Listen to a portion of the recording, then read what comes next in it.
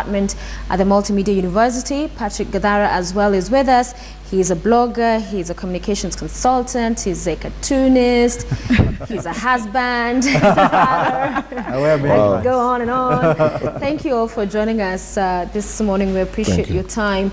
So I'll just first throw this out to you today a bit differently. What story stood out for you this week, Gadara, in terms of perhaps how it was covered, whether things were missed in the coverage of that particular story? What is it that stood out for you? Well, I mean, it's been, I think, a rather busy week, media-wise. From, of course, the Madaraka Day and the President's speech, the ongoing Shabab activities in the northeastern province. I mean, we just had another a village that was visited by Shabab. And in fact, this time it was interesting that apparently they've been there for a week, you know, unchallenged, walking around, and I thought that should have been covered a bit more. I thought the fact that it was entirely missing from the President's statement was something that was noticeable. FIFA and its issues, of course. Again, yesterday we saw Sepp Blatter saying he's going to resign. I thought that especially with FIFA, we've had allegations made against our own FIFA head, Nyamwea, who's accused of stealing 48 million in a German TV documentary, which raises questions. Why aren't Kenyans following this up? You know, why does it take Germans to tell us that our money is being stolen? You know, so yeah, I mean, it's been quite a number of things coming out, but I thought the biggest one probably came yesterday with the Citizen TV interview of the Deputy President, where he finally admitted that he is at least a part owner of Western Hotel, which for a long time they had been denying. He admitted that he had met Herbert Ojwang in his office, which again they had denied before. So I think it's going forward that's probably going to dominate news for a bit. Okay. Yeah. Nancy, what stood out for you? I think firstly is the interview on Citizen TV yesterday with the Deputy President, and for me, in addition to the issues that were articulated or discussed, is the fact that I think the media in this dispensation has access to the presidency and the deputy president, that they can actually come into the studio and talk about, you know, some of these issues, sort of demystifying, you know, the presidency and that particular office. For me was a highlight, and I think I rushed home to watch it. This is not the first time this has happened, but I think the fact that there is a continuous effort to be accessible and to be able to agree to be put on the spot to answer to some of these questions that concerns Kenyans, for me is a big thing, which we haven't seen, you know, in previous governments. Yeah. But secondly, the other story that stood out for me this last week is the board, the Communication Authority Board, and the ruling, I think on Friday, you know, that the board be disbanded, and, you know, questions about, you know, some of the rulings, some of the decisions that the board made, and where the disbandment of this board puts some of the issues that, you know, they had made decisions on. And so it would be interesting to see how this unfolds in the coming, you know, couple of days. And I'm hoping that we can see a lot more coverage. And why did it take so long, you know, for this to finally be unearthed, if at all, you know, it was unconstitutional?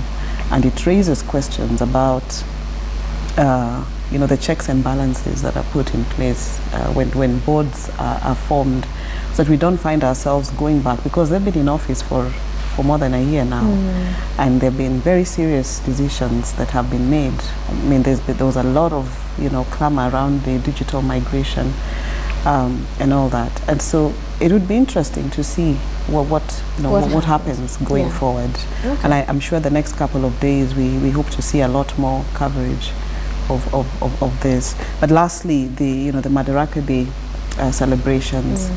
And for me, you know, the president's speech, of course, and what it meant for the country. And the highlights of his speech for me were the fact that it went down to the very basic needs. You know, when you look at Maslow's hierarchy of needs, he talked about food security, you know, talked about medical care, talked about security as a whole, and unemployment. The very basic, you know, so to speak, the needs of everybody. And it raises questions about where we are as a country. Right. You know, if that is the conversation that we are still having, what does that mean in terms of growth? You know, 52 years after Madaraka, we are still talking about food security. It's still a concern. We're still talking about youth unemployment. We are still talking about access to medical care. And it just raises certain questions about the kind of direction that we are going, and whether or not we have made any strides in the last couple of years. Dennis, for you? Well, for me, I think in 24 hours it was interesting that there were two breaking news, not just on TV already, but on social media. This was Sepp Blatter resigning finally. He gave himself a red card. And he's very strategic, but that's a story for another day. The other one is Bruce Jenner finally introducing Caitlyn. Yes, call me Caitlyn. Yeah, that was very, very interesting. And internationally, it broke news because President Obama went on Twitter and talked about his courage, or her courage. It's very confusing. And he got a backlash for it. And the guys started talking about, when you talk about courage, who are you referring to? Are you looking at war veterans? Are you looking at the soldiers who are fighting ISIS and all that? So it was very, very interesting, the scope of what was going on internationally compared to local. But coming back, I think one of the things that we've missed, like Gadara mentioned, that is glaring up there is the fact that we have Al-Shabaab who are roaming around the country quite freely. We've not given that much coverage as we should. Getting to the point where we'll self-critique is the attention that we've given the North. But having said that, I think KTN, you guys have done an extensive job on talking about what has been happening in the North over the weekend. NTV, I think we've done the same. Citizen, pretty much the same thing. We've been giving much focus on what's happening there in terms of Al-Shabaab movement. But the other thing is the facts that we are getting and the news that we're getting from there compared to what the government keeps saying, and what I feel is rhetoric from the president during the Madaraka Day speech. For me, it felt like it's the same template that he's used in the previous Madaraka Days. Nothing really different. It's the same, you know, drug, pull and drag politics of, for example, medical care at the county level with the national government that again played out. And the twist about his speech was when I think he was almost admitting that we have to go back to the drawing board and look at how we are handling radicalization. And let's rethink, are we reinventing the wheel? What are we doing? Let's go back and think of how are we going to handle this situation, because the attacks that you're getting in the North, they're not necessarily coming from Somalia. These are sleeper cells which are just within the country, and the fact that there's so many kids who are missing, and him talking about parents looking out for their kids and reporting and noticing all these things was very, very interesting. Yeah. All right. I don't know what you want to say. We want to get into it now. Just going back to what Dennis said about the president's speech, I think that there wasn't much, and this is a feature of many of this speech. A lot of them are policy statements that are put out. It's not just the president mouthing off. And I think there needs to be much more interrogation about the things that he says. You know, so for example, on terrorism, his major thing was announcing this anti-radicalization program that he says has already been developed, but provides no details. You know, what's this? Well, how come we are hearing of it now after it's been done? You know, and he went on to say civil society and all our, security forces, everybody is going to be leaders. Yeah, going to be involved in implementing it. Or are they involved in formulating it? You know, the second thing is we should really interrogate the link that he purports between radicalization and terrorism, and whether counter-radicalization is the same thing as counter-terrorism. You know, I mean, there are many articles you can find where people, and I remember the most famous one was the Rolling Stone article from last year that essentially said that the idea that radicalization inevitably leads to terrorism is wrong.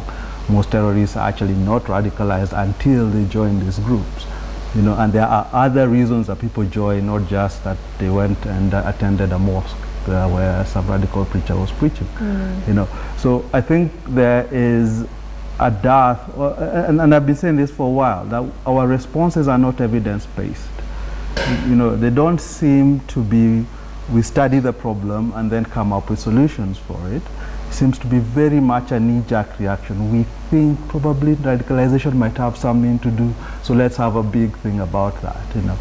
So, and then how do we define these things? How do we define radicalization? You know, what is it? If somebody goes in and gives a particular interpretation, is it interpretations of the Quran that is radicalization? Is it that people are pushed to fight, for, you know, to use violence to achieve political ends, in which case we're more radicalized? You know, what does this actually mean, and what is government actually fighting? And Nancy, I'll put that to you in as far as whether you get a sense from the media's perspective that these issues have been canvassed or are being interrogated fully to ensure that a full picture is being painted. And as Gadara is pointing out, that at the end of the day, it's not all of these announcements, pledges being made, but there's actually meat to it. I think that's where the responsibility now of media comes in, because on the day itself and the speech, the emphasis would be on you know, commemorating the events of the day. But the speech in itself has a lot of takeouts. I mean, there are very many promises that have been made, there are deadlines that have been set, and there are certain statements that have been made without you know, necessarily going into the history of this. That's where now the media takes it up and, you know, for lack of a better way of putting it, tearing it down into manageable scopes and saying, you know, with regards to radicalization, this is the history behind it. This is what the speech has said. When we talk about this program that has been put in place, what led to that in the first place? And, you know, I'm really for understanding the history behind where we find ourselves now, which goes back to, you know, what Gadara says, that our reactions are more knee-jerk. But before we can even start such a program, what is it that actually led us to that place, you know, before we can talk about the program? And how was it formulated? The responsibility now of media is, if this program has been implemented, how is it going to be executed? And who are the players? And and evaluate it after a while. You know, when we talk about medical care, and there are certain promises that have been made and there are certain deadlines that have been set, it's then the responsibility of media to continuously do this. They have, I think the media has made great strides in pointing out, you know, some of these issues. A case in point is, you know, with the Garissa attack and the investigative story that, you know, Dennis did. But it then raises some of those fundamental questions. And what media does is, after the breaking story, you know, after, you know, the lull, then they come out and articulate these issues. But that doesn't mean that it has been sustained. That we just see instances where that has happened, and the push for the next big story then takes our attention away from some of those issues that we should be articulating. Okay. So as a media consumer, you know, in the next couple of weeks, I would want to see, what does the president's speech mean to me as a Kenyan, by media interrogating, you know, some of the things that were articulated. Dennis, do you get that sense as well? Because there are those who've criticized the media, you know, in saying that you expect the president's speech to take a certain angle and dimension, and some said the media also covers it as such, that it's pretty much a script you could use from last year's Madaraka to this one, with just a few tweaks of changing the year. It's an unfortunate situation. We find ourselves in a very challenging position in terms of this. The president's speeches have always been more reflective and looking forward, but nothing tangible that you can, you can grasp. When we cover this, I mean, there's been a common template in the newsroom where, you cover the president's speech, Color. then you talk about color, who was dressed how, who came in what fashion, who came with who. Sideshows. The sideshows, the security detail around the president and around the stadium and along the road. And then we forget. I think we're partly to blame for that, because we're not giving the consumers what they deserve to get in terms of dissecting the president's speech detail, and I mean bit by bit, and making sense of it. But the other challenge of that is sometimes when you're trying to do it, you hit a brick wall, because some of these are statements that perhaps only the president understands, and when you try to follow the people who are supposed to implement his policies, they have no clue, they have no idea. For example, you're talking about security, you will be surprised that when you call the Interior Ministry, they actually have no idea that there's that program that's running. I'm telling you the truth. So when you try to get the details, because you can't call the president and ask the president, so what did you mean by this? What you end up following is the people are supposed to implement, but they have no clue, they have no idea what the president just said. So they keep it to themselves. So you hit a snag. We're always hitting the brick wall whenever we're trying to get this. Another example is yesterday. There's a statement that was released by the KDF in Somalia that they bombed several Al-Shabaab hideouts in Somalia. And the challenging thing about that is constantly, where is proof? Where are pictures? Apart from the statement, a blank statement, what can we, where's the meat that we use in telling the story? In America, for example, every time the American forces hit on ISIS, you'll always have reporters talk about it. You'll always have this guy who comes and talks about the operation.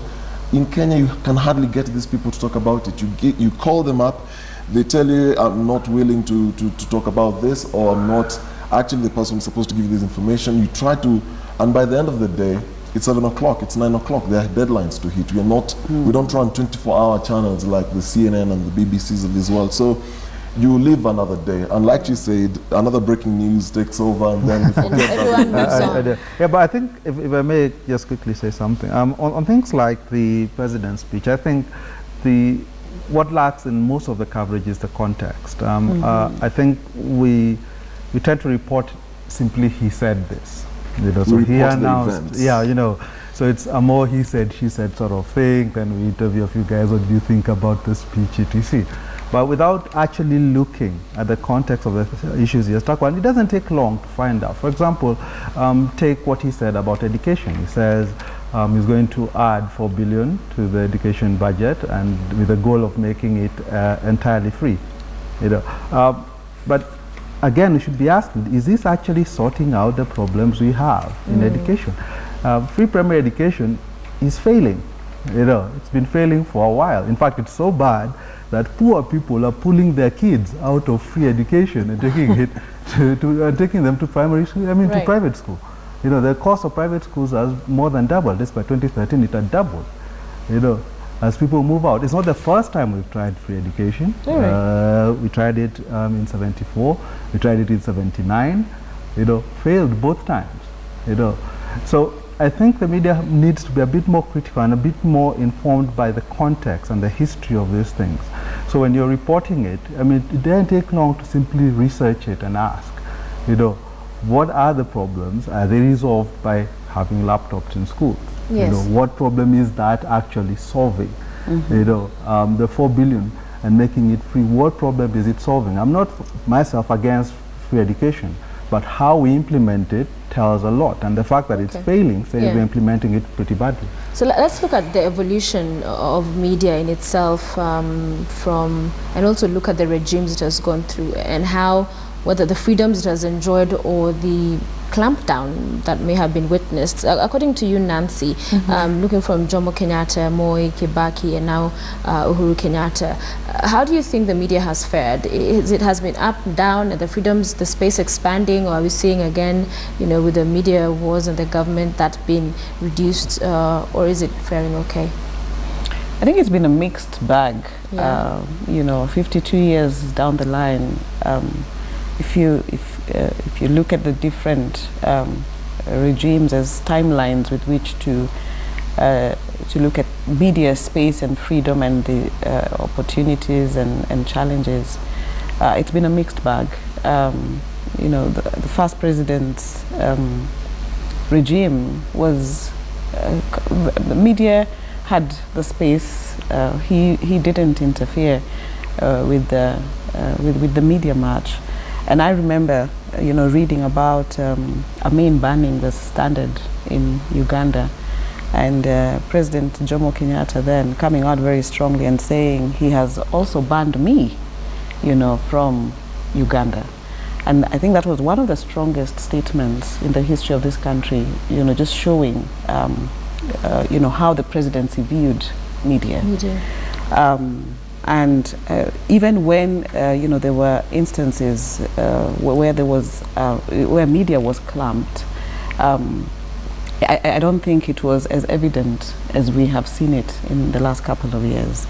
I think the Moi regime has been a lot more, was a lot more vigorous on media, detentions of journalists, closure of, you know, media houses, I mean of certain publications, especially the magazines. With the Kibaki regime, we see a lot more of actions by, you know, people around him, and some very strong actions, including his wife. Yes, I mean there was just the instances were very obvious, you know, that attacked media houses, but you know the presidency in itself was a little hands-off. With the current regime, it's a very mixed bag. I mean, this is a regime that has invited editors and journalists to State House, you know, for tea. I think it was just tea. I don't know whether there was anything. How was it? You know, and so it starts off, and of course, as you know, people outside of the Fourth Estate were saying, you know, how could they even go for that tea? You know, we can't have media being very close to power. How will they check that?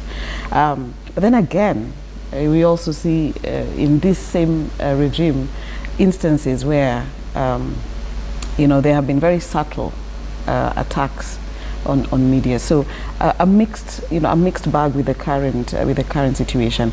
Mixed in the sense that you know, this is a regime where we find, for example, the president has been interviewed by journalists. The deputy president appears on, you know, on a talk program, on an interview in a media house, and reconciling that with the kind of things that we hear, you know, then raises a lot of questions. Yeah. But it would be interesting to see what happens in the next couple of years. Yeah. Dennis, your assessment of, you know, the evolution of media, for you, what sticks out in the four regimes so far? Personally, I think I look at it differently, and to break it simply is Jomo Kenyatta, for example, we only had one TV station, one radio station. It's hard to you know, to point a finger at exactly what happened then, but we all know that it was controlled by the state. After Jomo Kenyatta, there was President Moi. The thing about President Moi that stood out compared to the current one, which I'll come to a bit, is you know, Moi called you out. Moi would call you out by your name. He wouldn't go around talking about a certain media house. He would call you out by name, and he'll issue these statements directly. He was very, very direct. And what happened then was we didn't have social media. There was no Instagram, Twitter, or Facebook. So we had those small newspapers. What are they called? Mokenyas. Yeah. So we had the Mokenyas quite in plenty, and people used to read those a lot. But people wouldn't talk about politics out in the open. People wouldn't talk about certain things. But you know, there was this the ground. There was already this breeding ground of a revolution that was going to take place because of what they saw as an oppressive regime in terms of trying to suppress information from going out, though people are intelligent and clever enough and they knew what was going on. Then moving on to Kibaki. I think Kibaki was very, very clever. I think he was a genius because what Kibaki did, he didn't speak a lot, but his handlers... He made his lieutenants do it, yeah. Exactly, his handlers, including his own wife, spoke for him. And it was never against anything that was happening to the media and the attacks on the media. It was very casual. He took a very casual approach, and I think he knew what was going on. He just let it just happen. He just let everything take its natural course. And we saw journalists attacked. I think in 2012 only there were 38 journalists who were, attacked or threatened. The number kept growing. Currently, we are now talking about direct attacks on journalists. And the unfortunate thing I find with Uhuru Kenyatta's regime is the fact that he himself actually issues subliminal messages. When he says that newspapers are for wrapping meat and is telling, a crowd, what the message is sending indirectly is disregard anything they tell you, disregard them. And it leaves us at a position where we're vulnerable to attacks, and a police officer feels if the president said that, well, I can take their camera, break it. I was attacked personally in Garissa, and what I saw was there was that tolerance around the big bosses, around what was happening, and they didn't really care so much. And well, physically I was not injured, but I had my colleagues who were injured, and they're actually right here from KTN, I remember. So we are seeing a lot of attacks, threats coming through telephone calls. Whenever I'm doing stories, I get those funny calls. What is exactly you up to? What are you doing? And I get people who are sent to me to talk to me. And indirectly, you're told, go easy, go slow. This might not take you in the right place. So we are seeing journalists attacked by politicians, other politicians. So all this comes as a result of, from the top, they appear to be very intolerant against the media, and it's because we are very proactive in terms of covering corruption, and there's certain people are not happy about how we cover it. Like the interview yesterday, Citizen William Ruto finally admitted certain things that we had already talked about. It just confirmed what we've been talking about. But prior to that, there have been constant attacks on social media. Journalists are actually attacked. There's cyberbullying going on. When you're going to cover stories, you're not too sure whether you'll be safe or you'll come out safe. Yeah. So it's changing, but these subliminal messages that are being sent by our leaders are very worrying to me. Worrying. Yeah. Gadara. I think there are two ways to look at this. First, there is the attitudes of the various regimes to the press. I think Moi's oppression and clampdown of the press was really just an intensification of what had been happening in Jomo Kenyatta's time. At independence, we had quite a number of newspapers, if you remember, the Post, etc. And by the time Moi was taking over, most of them had shut down. So we've got to be asking why, what happened. I think there was, there has been throughout an undercurrent within our politics of governments essentially being intolerant to having a free and vibrant press. In fact, beginning, I think, in the late 80s and early 90s with the fight for first multipartyism and then constitutional change, I think is when you really had a press that came out and stood up against the authorities. I think the press itself has to look at its own attitudes and ask what happened after 2002, after the elections. There seems to have been, both within press and within civil society, this idea that we have arrived. We have gotten rid of Moi, now let's wait for the manna to come. And that turned out not to be false. So I think the press has taken a while. It's getting back there, but it's taken a while to rediscover its roots as a check on government excess. I think, Charles Obo wrote a piece in the aftermath of the 2013 election that essentially said that the media was settling down into an establishment mode, where it is more incentivized to protect the system than to question it. I think that was very true. That we've gone through a phase where the media has been more concerned about its profits rather than its duty to inform. the people and to help be a check on governments. You know, we've gone what I used to call the lobotomization of the news, Right. where it was all about celebrities, etc., and very little in terms of content. I think that is starting to change. I've been quite encouraged by some of the shows. For example, I'm a big fan of the On the Record piece by Edith Kimani, which at least tries to bring some context into news. I don't always agree with it, but I think the effort to contextualize stories, you know, so we don't have this idea that stories spring from nowhere and then disappear into the ether. You know, I think it's a good thing. I think the introspection in shows such as this or on Press Plus on TV is to be welcomed.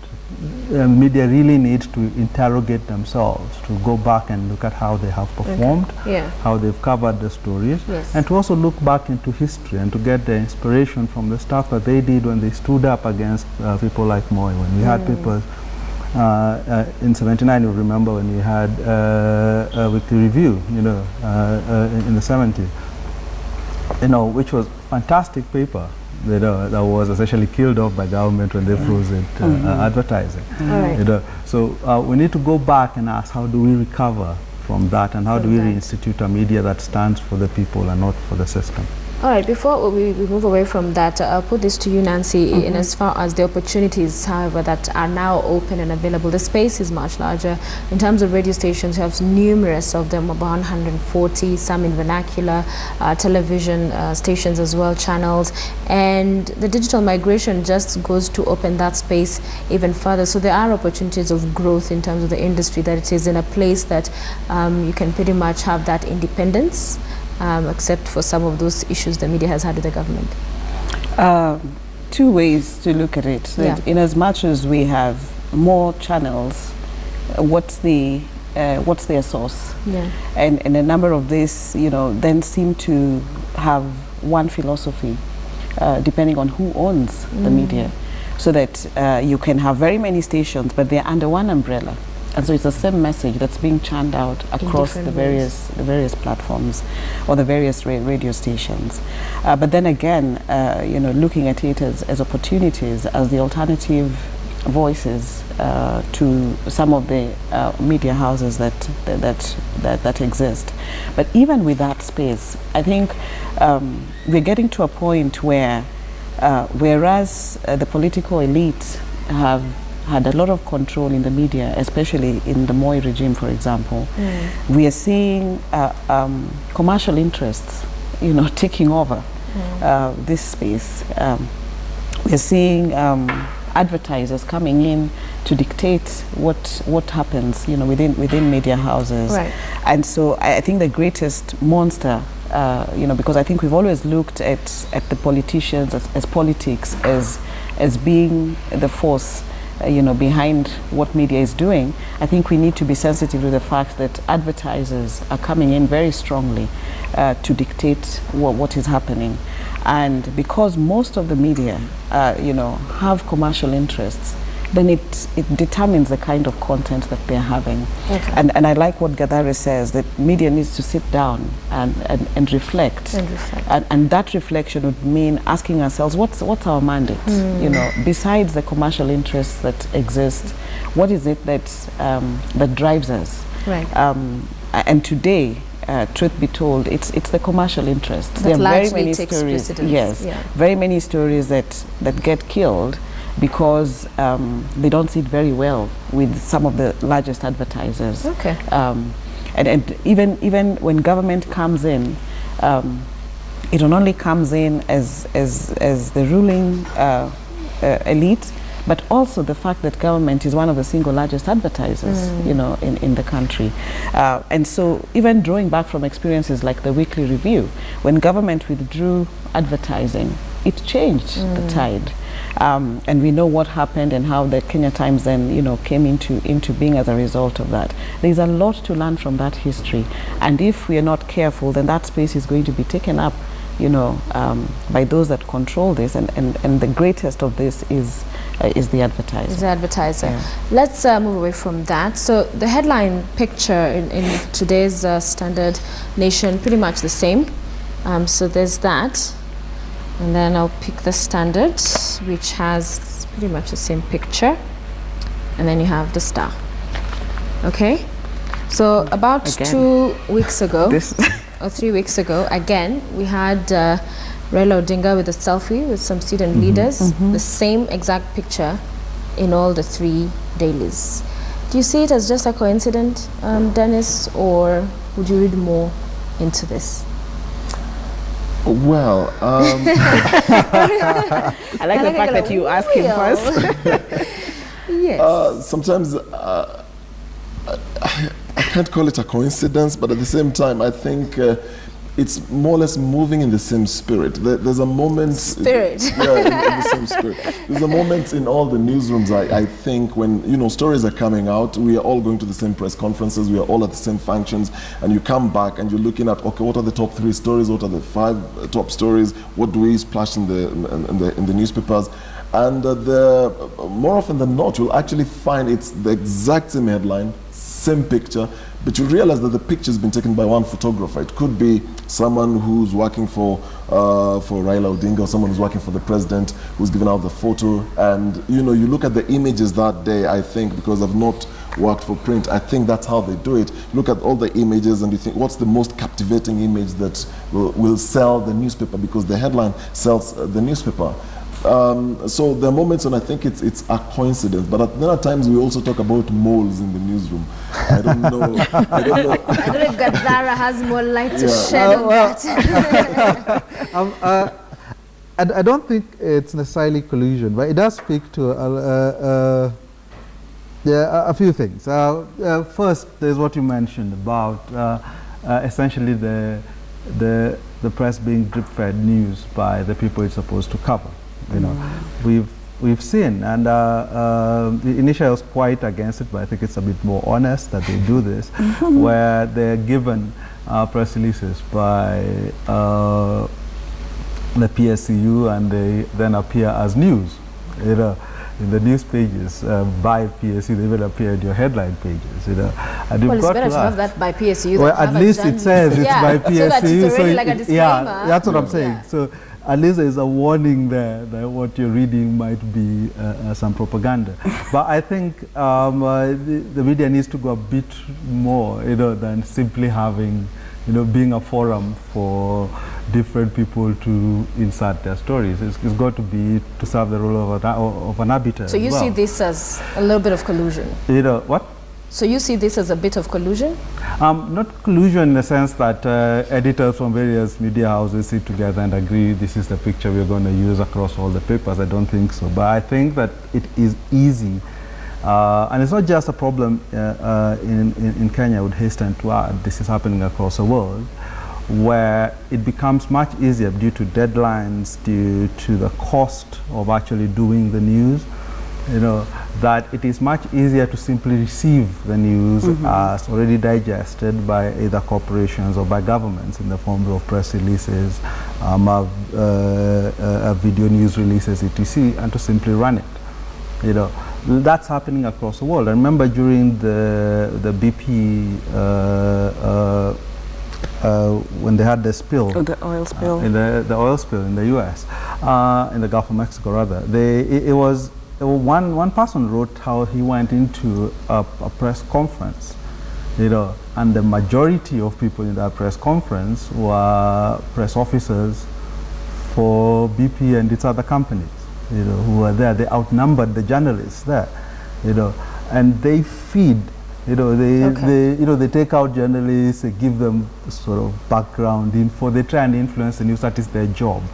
You know, we've seen it happening here with the PSCU being quite aggressive about pushing its story. And I think our media has not been robust enough in withstanding that and standing up to it and saying, okay, fine, give us this, but then we'll have our own take.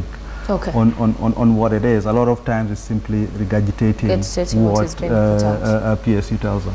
Okay, Nancy. I would want to believe that it is not, you know, that it is not a calculated move, you know, by the different media houses.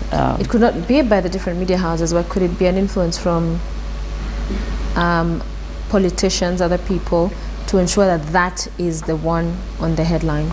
Well, if you're not the one who's sourcing the story, then you know it could contribute to the fact that you have the same picture or the same story in the papers, because then you're compromised as a result of the fact that you were not the one who sourced the story because of various factors that would then you know, influence how you got the story. Part of it could be the source and what the source wants you to do, which raises questions about responsible journalism and investing in the newsroom, you know, the newsroom operations of media houses. It's one of the most expensive departments. It is the most expensive departments in newsrooms, but this calls for a lot more you know, investment, so that you know, when you have, for example, the same picture and you can tell that it's been taken by the same person across the dailies in a very competitive and a vibrant media environment, then it raises certain questions about the credibility of the content and the sourcing of the various stories that we see, and the kind of interference that then comes in from external forces. It's interesting that this has happened, you know, in 2 weeks. You know, the same kind of picture, the same individual, you know, making it to the front page, and that would raise questions about whether this is just a coincidence or it could be a calculated move. All right. Dennis, now that you're here, maybe you can set the record straight for us on the piece you did a while back on Nairobi Aviation College, because there have been a few people who have wondered, seeing now the same college advertising on NTV, what happened, because that was, you know, looking at the issues in the particular college, and then now here they are advertising. Is it something, because Clay last week defended and said maybe it's a legal issue that is unfolding here, and so maybe, you know, certain things happen, but set the record straight for us. It's interesting that you've asked that, and this is the first time I think I'm talking about this. I've been very quiet on social media, not wanting to talk about it. But here's the thing. When I did this story, it was very, very factual. As a matter of fact, we had these issues with the lawyers and with their lawyers, and I had too much evidence anyway, and there was no case at the end of the day. And what they did, they still, I mean, it's a business. There's a story I'm doing that is going to affect their business, and they have to protect their business, and, no matter what happens. So what they did is they came back with, you know, advertising. They said, look, we have this couple of millions we want to advertise. And initially the idea was, no, we can't do this. But I want to remove myself from whatever it is that went on, and I'll talk as a journalist. My job is to tell the story. My department is the editorial department. Then there is the commercial department of the company. This is where it's a very thin line. There are commercial interests, and like I said here last time, the bloodline of any media house today, because we're not paid by taxpayers. It's the bloodline is commercial revenue that comes in, advertisers coming in, and that's a different department. The editorial is a different department. So the conflict here comes in when you're telling a story about a certain business and there are commercial interests that come in. We have to advertise regardless. We can't be prejudiced on this. We have to just air whatever it is that they're doing. I, in my honest opinion, don't think it's right. And this I'm saying as purely as a journalist. I don't think it's ethical to do that.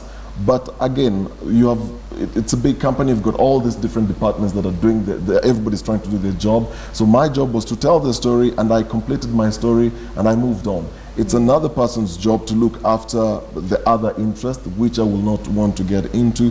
But in this case, there's been this discussion whether there were legal issues, whether I was wrong, whether they were right.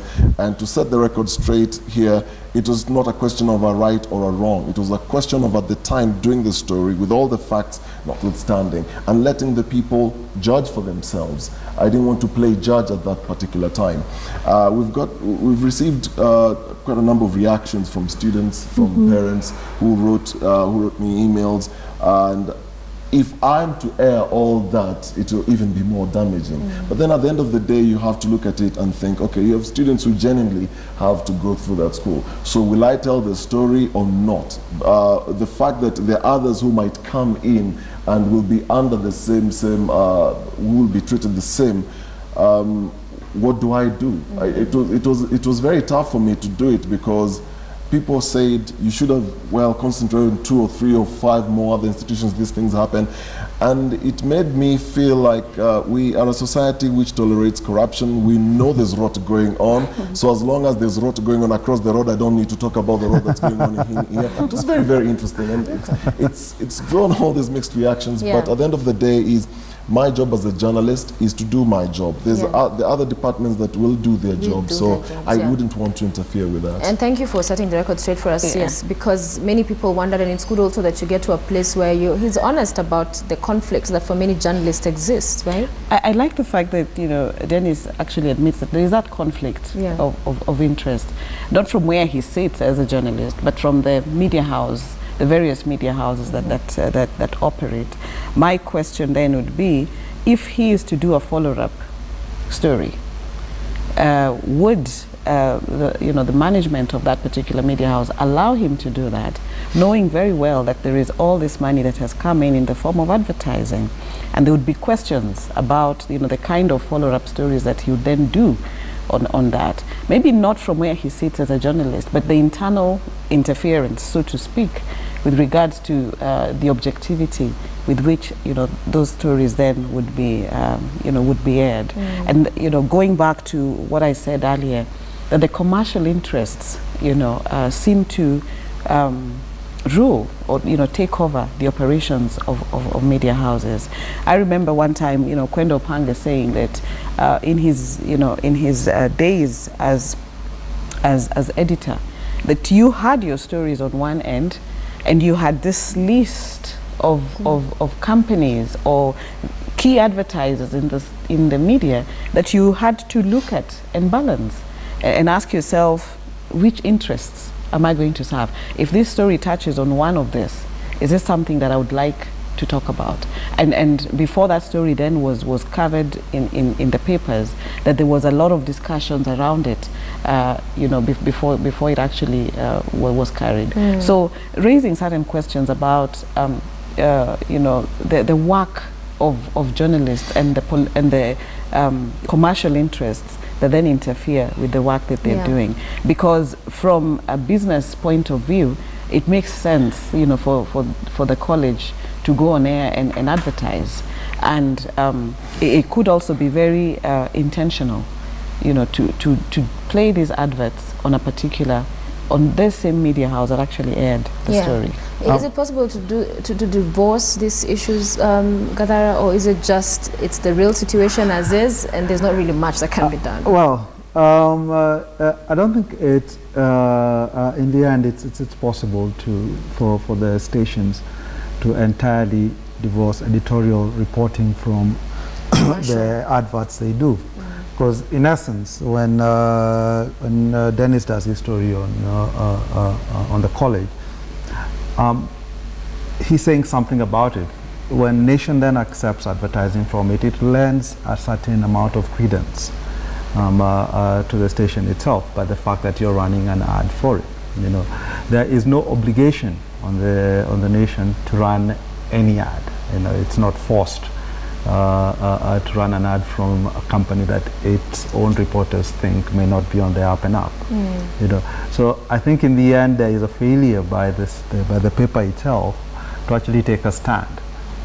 And it's a bit hypocritical, because they are asking other entities, whether it's government, etc., to take a stand, to investigate it, and stuff.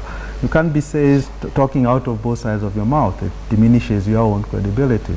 And as I said last week, this is not a problem that is unique to the nation. You know, Yeah, we had the Go TV. yeah, we have Go TV now being advertised by both KTN and NTV.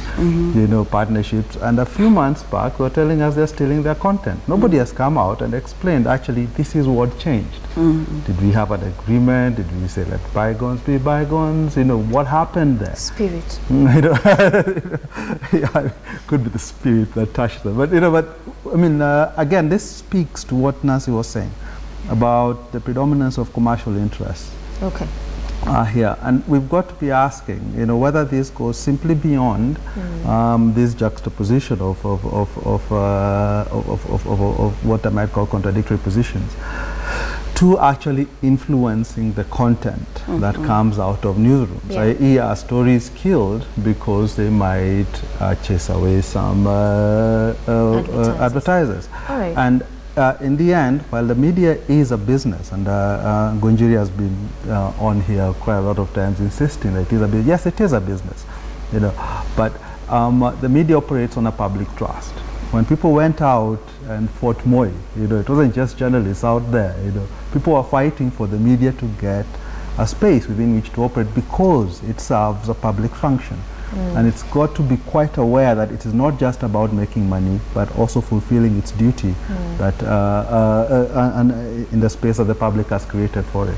All right, we have 3 minutes to go. I want your brief views on this story that broke last week. The president was supposed to travel to Nigeria for the inauguration of President Buhari, and there was this list that leaked, and the PS Foreign Affairs then came out to say, why isn't the media interrogating some of the names on this list, saying that they're Nigerians, a couple of them, and why would the president then want to, you know, go with a delegation of Nigerians? That in itself was sensationalized unnecessarily. Your thoughts? Well, I think someone was not happy in State House when that list leaked out, because it was very specific. The fact that the list went ahead and you know, had 3 names of someone, names that people didn't even know. It was very clear that, and it's not the first time it has happened. I mean, I mean, in the media circles know that this push and pull inside State House. I mean, there are different departments that have been fighting over time. And when the list leaked, and well, they said they will investigate on what exactly happened. It was leaked it was very intentional. The fact that you have 84 names, all these people traveling to Nigeria, this is the figure that this is the budget of the bill.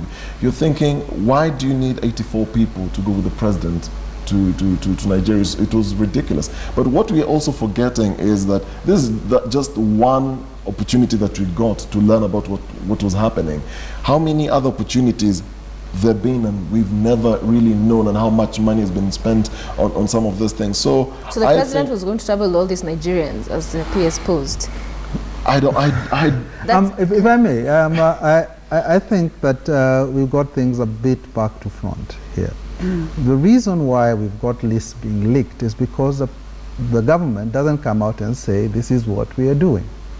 You know, that in the end we operate in a situation. Is the government supposed to release a list of who's why can't they say? Why can't they say that next week president is going ABCD? Okay. These are the people he's going with. You know, etc. Why don't they publish an itinerary? You know, why is it that these things have to leak? And I'll tie this to what they said about the Yumbis incident. You know, and they kept on going about it's the media publishing unverified. But where is a verified story from government? It's not there, it doesn't exist, and when it comes out, it's full of holes. You know, so in the end, they can't run away from the fact that people are then reduced to trying to figure out what it is, and in that process, they may make mistakes. They may put out information that is not certain, because the people who are meant to be who you're supposed to confirm it with, you know, are not out there confirming stuff or telling you what they are up to. All right. Know. Briefly, Nancy. I think that speaks to the lack of transparency, and when you know, when governments are not transparent, then you provide a lot of room for leaks and rumors and all manner of other sources of information. And as media, then it's their responsibility to try and verify you know, some of the information that leaks, some of the information that comes out in the form of rumors.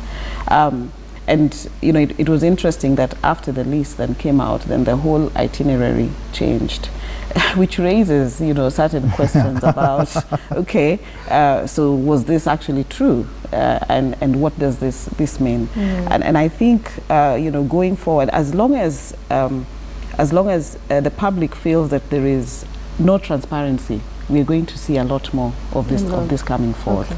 And if that is then what it takes to keep government in check, and the institutions that are supposed to govern in check, then, you know, so be it, because I think the challenge for journalists has been accessing information. Yeah. Because if the president is traveling, there is nothing wrong in giving out and you know, and I think passing that information along with the itinerary of those that are going to accompany him. Yes, we must wind up there, but Dennis, and you know very well of this, trying to get information from government, sometimes tricky. It's extremely tricky. It's very frustrating because I've had a chance to work with international media, and I've seen how they work. You have editors, you have reporters who are assigned to different departments. If you're talking about health, security, and they have a relationship with this departments and with the government, and something happens. It's a medical issue. It's an outbreak of something. They are there. They are briefed. If they don't know what exactly has happened, they actually say it. We actually are not quite sure what exactly has happened. We're trying our level best to make sure that we get the specifics, and we will inform you. If it's a question of Yumbis, what happened there, I personally tried several times making phone calls to different people, because my sources on the ground are telling me this and this has happened. But again, like you know how we work, you have to verify some of this information, the first source, the second source, and here the government. No one tells you anything. That I'll call you back, I'm in a meeting, and the whole day up to 3 p.m. and then there's an argument on social media. There are contradictions here and there. There's this feeling with government sometimes, I tend to think, they feel every time you're making a phone call or trying to do a follow-up, you're actually trying to bash them, or you're looking for something. They're always saying the devil in the detail. They don't really trust what exactly. Motive. Yeah, and it becomes a challenge, because at the end of the day, what you find is the government is not telling you anything. You have a source there telling you 1 police officer has been killed, 3 have been injured. What do? You have to run a bulletin. It's 1 o'clock, it's 4 p.m., it's 7, it's 9. You just have to go with that information. Then later they come and, you know, they say it's the creation of the media, it's this and that, and yet they end up being wrong. You know. So what I've seen happen as I finish is there needs to be a relationship between them, and it doesn't necessarily have to be that we are friends with the government. You know, it basically is it's basically how information trickles down. You have the Interior Ministry, there is a spokesperson there, they have all the information, they have all these contacts. Is coming out and saying, we've had this report, this is what has happened, we can't confirm, but we will. It happens in America, it happens in everywhere. I think, just very, very quickly, I think until a government has departments that understand that their role is to inform, not necessarily to spin. You know, I think there has been, I mean, they don't pay a price. For example, when the SCPSU stands up and says the car that was stolen was not a presidential car, and it turns out that it was, he doesn't pay a price for it. You know, when they disinform, they don't pay a price, as they did at Westgate, you know, and stuff. So we need to, as a press and also as the public, insist that their job is not, these people are paid by the public. Their job is not to spin the news. They need to be giving us information from which then we can hold government with a good or bad. With a good or bad. And we'll end it there. Patrick Gadara, communication consultant, Nancy Buka, chair of the journalism department at the Multimedia University, and Dennis Okari, who's the editor, investigative desk at NTV. We thank you for joining us on the newsroom. That is where we'll end it this morning. Thank you as well for watching.